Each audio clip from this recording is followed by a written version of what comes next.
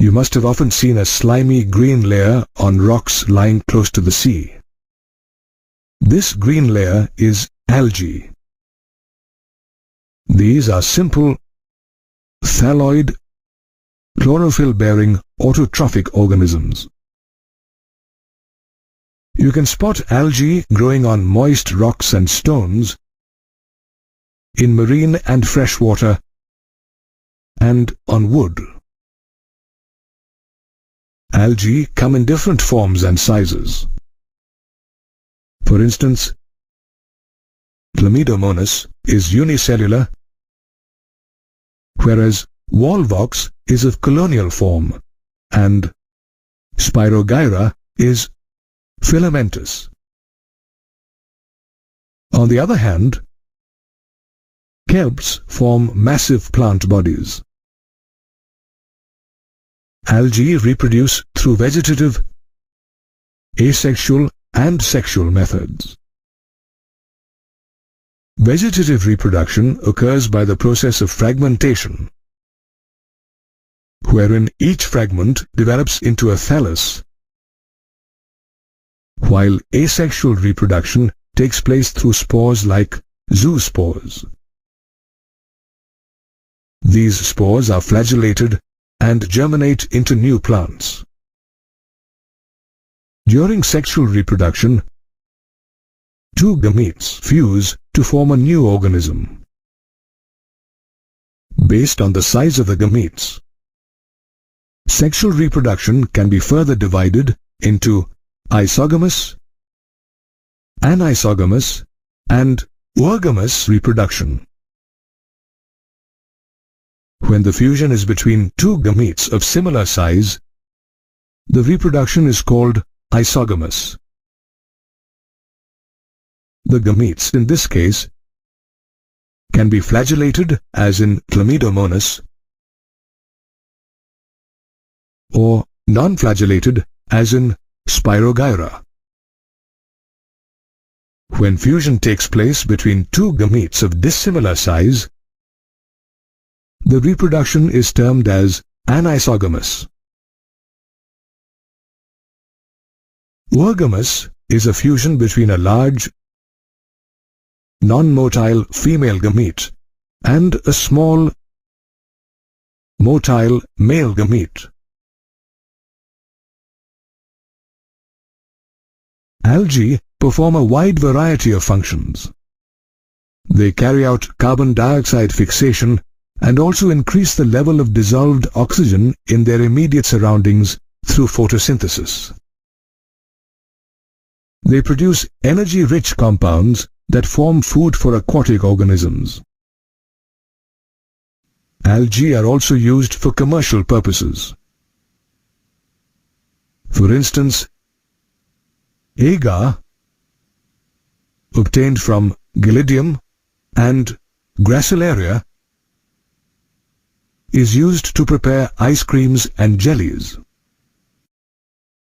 Based on the type of pigment and the type of stored food, we can classify algae into chlorophysae, phaeophysae, and rhodophysae. Chlamydomonas, Volvox, and Spirogyra are some members of the class Chlorophysae.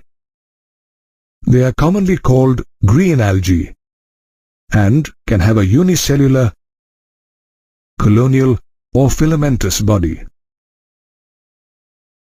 Their cell wall is rigid, as the outer layer is made of pectose and the inner layer of cellulose. The cell has several chloroplasts that contain pyronoids, structures that have starch and protein. In definite chloroplasts, you can find the localized pigments chlorophyll A and B that give the algae the color of green grass.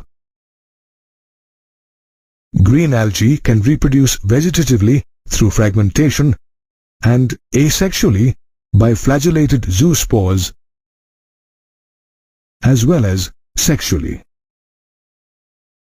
Phaeophysae is another class of algae, and Ectocarpus, Dictyota, Laminaria are some of its members. These species, commonly termed as brown algae, are mostly found in brackish or salt water. They display a wide variety in form and size. For instance, Ectocarpus displays filamentous form, whereas kelps are profusely branched and can measure 100 meters in height. They also vary in color due to the varying concentration of the pigments, xanthophylls and fucoxanthin.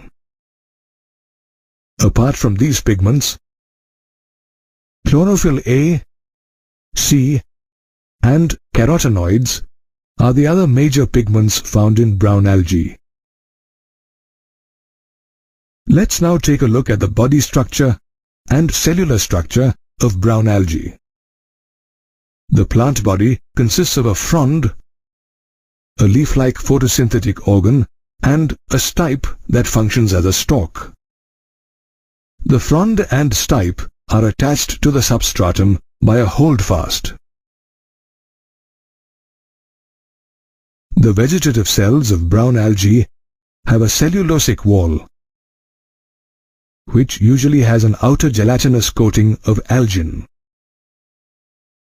The protoplast inside the cell has plastids and a centrally located vacuole and nucleus.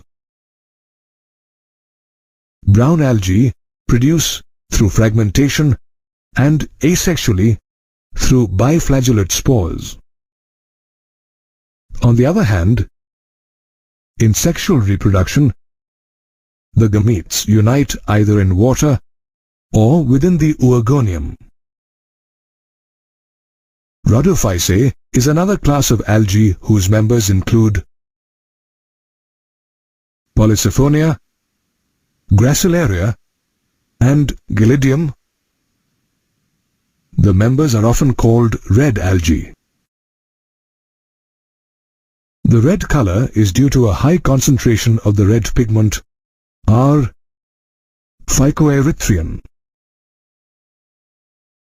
The thalli of red algae are multicellular, and food is stored as Floridian starch inside the cells. Red algae are found in brackish and salt water, and mostly in warmer areas. Red algae reproduce vegetatively, asexually through non-motile spores, and sexually through motile spores. Thus we have seen that there are a variety of algae that thrive in the aquatic habitat. It is common to see a green cover growing over rocks, bricks and walls after heavy showers. This green cover is nothing but moss, which is a type of bryophyte. Bryophytes are plants that usually grow in damp, humid and shaded localities.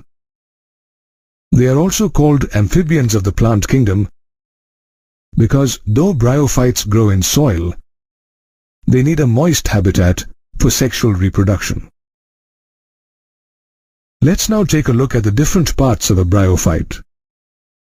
The plant body is thallus-like and is either prostrate or erect. It is attached to the substratum by unicellular or multicellular rhizoids. The plant body does not have true roots, stem or leaves, but possesses similar structures. The main plant body of a bryophyte is haploid. It is also called a gametophyte as it produces gametes. The plant body has both male and female gametophytes, which bear the male and female sex organs respectively. The male sex organs are called the antheridia, and they produce biflagellate antherozoids. The female sex organs, called the archegonia, are flask-shaped and each produces a single egg. During fertilization, the antheridium releases antherozoids in water where they come into contact with the mouth of the archegonium. One antherozoid fuses with the egg to form a zygote. The zygote in turn produces a multicellular body called the sporophyte. The sporophyte gets its nutrition from the gametophyte. Some cells of the sporophyte undergo meiosis to produce haploid spores. These spores germinate to produce a gametophyte. Bryophytes are of two types: liverworts and mosses. You can find liverworts in moist and shady environs such as barks of trees. The plant body, a thallus, is dorsiventral and oppressed to the substrate. However, in the case of leafy liverworts, the plant body bears tiny leaf-like appendages in two rows on the stem-like structures. Liverworts reproduce both asexually and sexually. In the case of asexual reproduction, we observe fragmentation of the thallus. Asexual reproduction also occurs when gamete are formed. They are green, multicellular, asexual buds that separate from the parent and develop into new individuals. They develop in small receptacles called gemma cups located on the thallus. In the case of sexual reproduction, the male and female sex organs are produced either on the same or on different thallus. Mosses are another type of bryophytes. Funaria, Polytrichum, and Sphagnum are some common species of moss. A moss undergoes several stages in life, wherein the gametophyte stage is the most predominant one. The gametophyte stage has two substages, protonema and leafy stage. In the protonema stage, the spore develops into a protonema, a thread-like chain of cells. The protonema is creeping, green, branched, and filamentous. The second stage is the leafy stage, where the primary protonema develops into the secondary protonema as a lateral bud. The buds consist of upright, slender axes that bear spirally arranged leaves attached to the soil through branched rhizoids. The sexual organs develop during the leafy stage. Mosses reproduce vegetatively and sexually. Vegetative reproduction is by fragmentation and budding in the secondary protonema. In sexual reproduction, the male and female sex organs are produced at the apex of the leafy shoots. Let's now look at the uses and importance of bryophytes. Moss such as sphagnum provides peat, which is used as fuel. Moss also form a dense mat, thereby allowing rainwater to percolate into the ground. This prevents rainwater from running off and the subsequent soil erosion. Bryophytes such as moss are also ecologically important as, along with lichens, they are always the first to colonize rocks. Moreover, they decompose the rocks and make the area suitable for the growth of higher plants. Thus, we have seen that bryophytes have several uses. You have probably seen ferns growing in gardens or in someone's backyard. Ferns are a type of pteridophyte. Pteridophytes are plants that flourish in a damp, cool and shady habitat, although some species also grow in sandy soil conditions. They occupy a special place in plant evolution, as they were the first terrestrial plants to possess vascular tissues and true root, stem and leaves. The leaves of a pteridophyte are large as in ferns or small as in the case of Selaginella. Pteridophytes are widely used as ornamental plants, soil binders, and for medicinal purposes. Based on the organization of the plant body, including the nature of the leaf and location of sporangia, they are classified as Coelopsida, Lycopsida, Sphenopsida, and Pteropsida. The life cycle of a pteridophyte begins when the plant body, a sporophyte, bears sporangia, which are subtended by leaf-like appendages called sporophylls. However, in some genera like Equisetum, sporophylls might form distinct and compact structures called strobili or cones. The sporangia produce spores in spore mother cells by meiosis, which germinate into gametophytes called prothallus,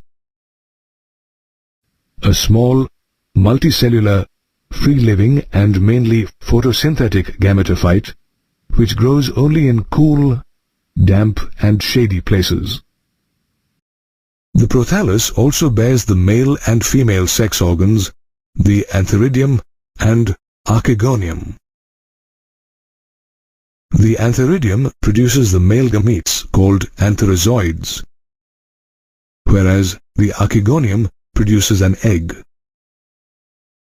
When released, antherozoids travel through water and eventually reach the mouth of the archegonium, where each one fuses with an egg to form a zygote.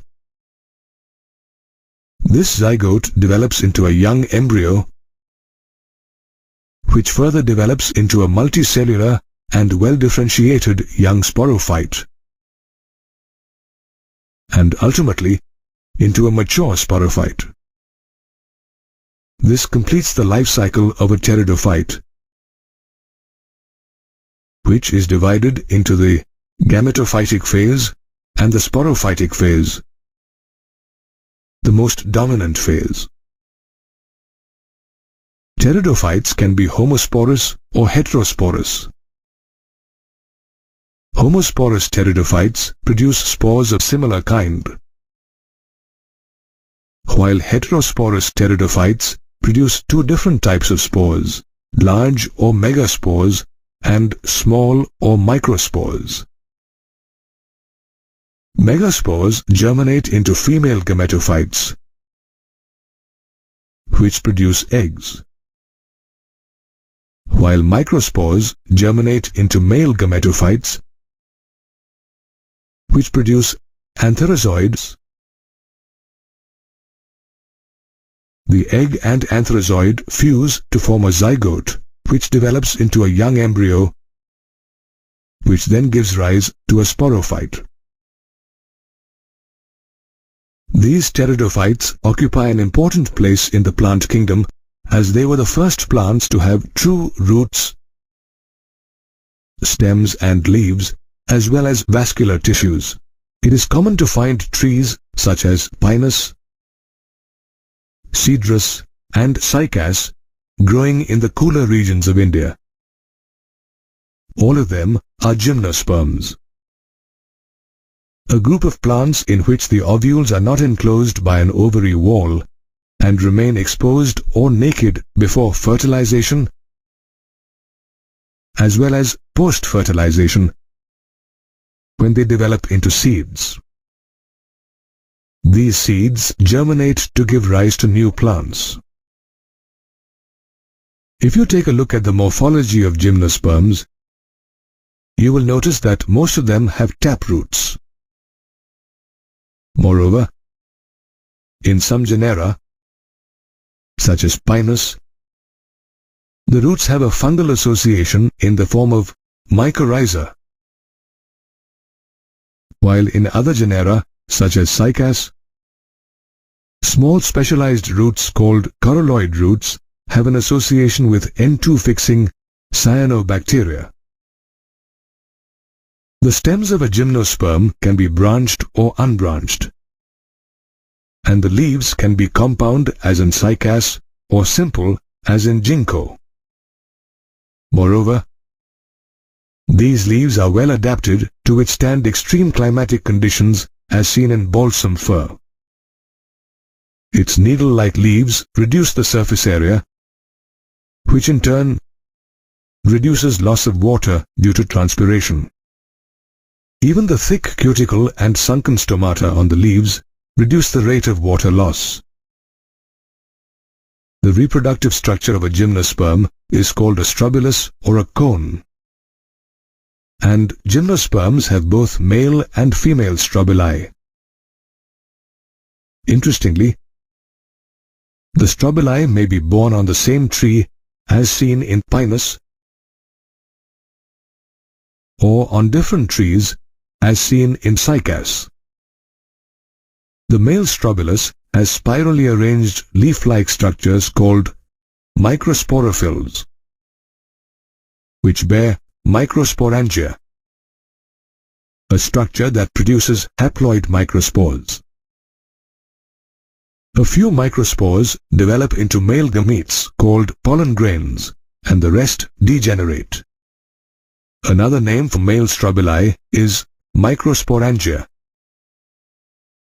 The female strobilus is a cluster of megasporophylls which bears ovules containing the megasporangium or nucellus. The megasporangium, surrounded by a layer of envelopes, produces haploid megaspores and a megaspore mother cell which looks distinctly different from the other megaspores. The megaspore mother cell undergoes meiosis to give rise to 4 haploid megaspores. One of these spores develops into a multicellular female gametophyte. The female gametophyte further bears 2 or 3 female sex organs called archegonia, which develop inside the ovule. The development of archegonia is followed by the fertilization process, during which pollen grains released from the microsporangium are carried by air currents and come in contact with the micropyle, an opening in the ovules. A pollen tube sprouts from the pollen grain and grows towards the archegonium, where it discharges the male gametes. These gametes fuse with the egg to form a zygote. Post-fertilization, the zygote develops into an embryo and the ovule into a seed. Interestingly, gymnosperms were the first plants to have a seed habit. Today, gymnosperms are widely used to make products such as varnish and cosmetics. They also provide us with lumber that's used to make furniture. You must have come across banana plantations, apple orchards, or herbs such as basil. You may have also seen flowers such as lotus and roses growing in ponds and gardens. All these are species of flowering plants, also called angiosperms. These are plants in which the ovules develop inside the flowers. The seeds too are enclosed in fruits, and they can be monocotyledonous or dicotyledonous. A typical flower of an angiosperm contains the stamen and the pistil, the male and female sex organs respectively. The stamen consists of two parts, filament and anther. The microsporangia inside the anther contain the microspore mother cells. These mother cells undergo meiosis to produce microspores, which then develop into pollen grains, the male gametophytes. The pollen grains are produced inside the anther. On the other hand, the pistil consists of the stigma at the tip, followed by the style in the middle, and an ovary at the base. The ovules, or the megasporangia, are present inside the ovary.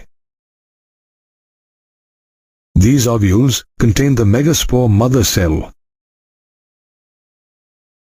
which, following meiosis, develops into the haploid female gametophyte called the embryo sac. The embryo sac has a three-celled egg apparatus consisting of one egg cell, two synergids, three antipodal cells, and two polar nuclei. The polar nuclei eventually fuse to produce a diploid secondary nucleus. The embryo sac now becomes ready for fertilization,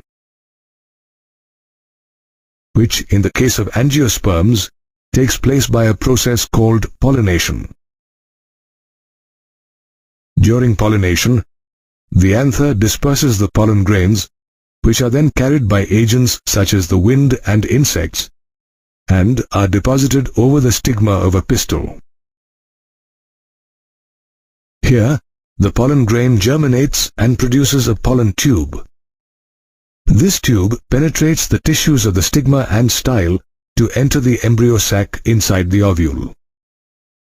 It discharges two male gametes inside the embryo sac. While one gamete fuses with the egg cell to produce a zygote, the other gamete fuses with the diploid secondary nucleus to produce the triploid primary endosperm nucleus. This event is called double fertilization as it involves two fusions. Interestingly, double fertilization is observed only in angiosperms. After fertilization, the synergids and antipodals degenerate. On the other hand, the zygote develops into an embryo and the primary endosperm nucleus develops into an endosperm, which nourishes the zygote. Simultaneously, the ovule develops into a seed and the ovary into a fruit. The seed germinates and the embryo develops into a new plant. Angiosperms are one of the biggest plant groups, and they grow in diverse habitats such as land and water, as well as in different climatic conditions. Besides being a source of food, they supply us with fuel, fodder, and medicines. Thus, angiosperms form an integral part of the ecosystem as well as of our daily lives. If you observe the life cycle of any sexually reproducing plant, you will notice that it alternates between a sporophytic generation and a gametophytic generation. This is termed as alternation of generations. In the life cycle of the fern, for instance, the main plant body, a mature sporophyte, bears sporangia, which produce haploid spores through meiosis. These spores undergo mitosis and germinate into a prothallus, a gametophyte with haploid cells. The prothallus bears the antheridium and archegonium that respectively produce antherozoids and egg, the haploid male and female gametes. The fusion of these haploid gametes results in the formation of a diploid zygote, which undergoes mitosis to reproduce a diploid young sporophyte. The young sporophyte soon matures into an adult sporophyte, completing the life cycle. The plant body thus alternates between a sporophytic generation and a gametophytic generation. However, in different plant groups, either the sporophytic generation or the gametophytic generation is the dominant phase, or, in other words, persists for a longer period. This difference gives rise to three patterns of life cycle in plants: the haplontic life cycle, diplontic life cycle, and haplodiplontic life cycle. In the haplontic life cycle, observed in algae such as Chlamydomonas, Spirogyra, and Volvox, the sporophytic generation is represented by a single-celled diploid zygote, and there are no free-living sporophytes. This zygote undergoes meiosis to form haploid spores, which divide mitotically to produce a free-living gametophyte. Since mitosis occurs only in the haploid phase, the resulting gametophytes are also called haplons, and the life cycle is called the haplontic life cycle, wherein the gametophytic generation is the dominant phase. In the diplontic life cycle, observed in gymnosperms and angiosperms, the gametophytic generation is represented by a single or a few-celled gametophyte. On the other hand, the dominant sporophytic generation is represented by a diploid, free-living and photosynthetic sporophyte. In the haplodiplontic life cycle, observed in bryophytes and pteridophytes, both sporophytic and gametophytic generations are multicellular and free-living. However, the dominant phases are different in the life cycle of bryophytes and pteridophytes. In bryophytes, for instance, a free-living thalloid photosynthetic and erect haploid gametophyte represents the dominant phase. On the other hand, the sporophytic generation is short-lived, during which the multicellular sporophyte is totally or partially dependent on the gametophyte for its anchorage and nutrition.